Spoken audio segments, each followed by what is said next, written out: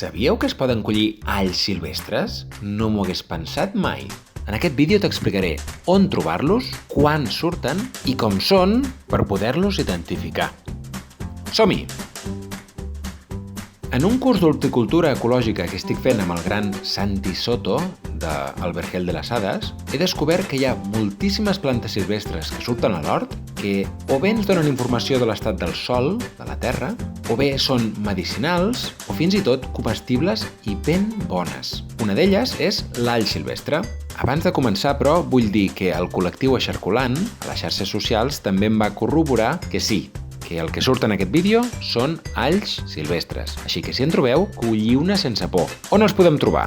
Doncs a la primera pujadeta cap a Collserola que vaig trobar ja n'està ple. Això sí, eren zones on hi tocava el sol i que eren més aviat seques. Quan surten? Es veu que són una espècie d'all que creixen amb el fred, així que ara en trobem de mida mitjana i suposo que més cap a la primavera doncs seran més grans i fins i tot els veurem florir. Com són? Doncs fixeu-vos. La fulla té la textura i el color de l'all típic, però és com més aixafada i la tija és clavada a la de l'all. I quan el traiem veiem que és un all i fins i tot fa olor a all. I que no adivinaríeu mai quin gust té? Sí, té gust d'all.